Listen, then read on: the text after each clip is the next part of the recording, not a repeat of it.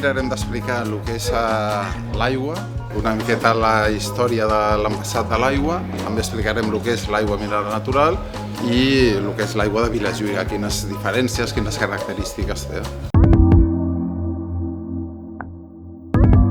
És gastronòmica perquè, com veurem, marida i acompanya molt bé tant begudes com menjars i és saludable. Nosaltres a la feina amb Vilajuïga també ens ha ajudat molt a reflexionar i amb aquesta feina que estem fent. Si agafem aquella analítica i la comparem amb les anàlisis que estem fent per Vilajuïga actualment, veiem que és la mateixa aigua.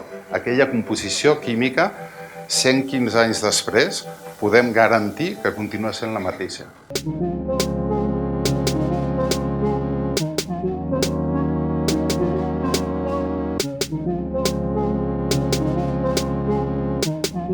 Té una baixa duresa i té una alta mineralització.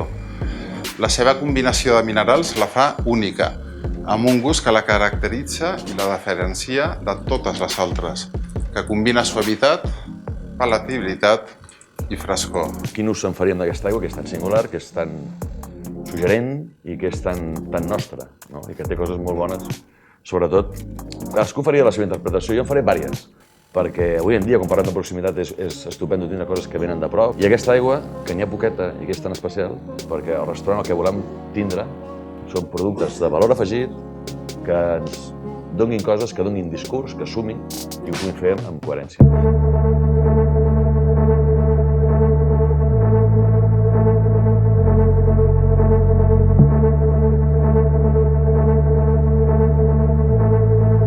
Hi ha coses xules amb l'aigua de la Vilajuïga perquè és una aigua singular que ens permet jugar i fer coses canela fina. De concepte, perquè és mineral, perquè té aquell punt metàl·lic, perquè té aquell punt d'efervescència, perquè té màgia i ens permet cuinar amb molta gràcia. L'important comença ara.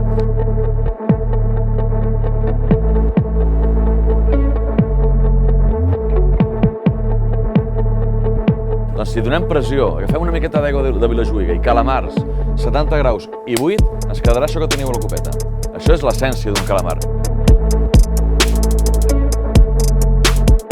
Ara ens n'anem amb la gamba.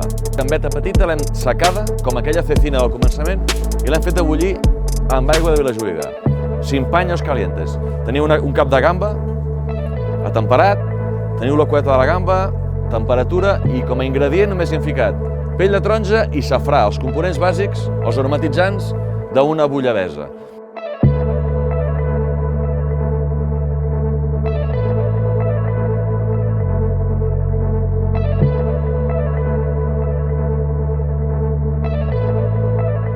Aquest punt metàl·lic que té l'aigua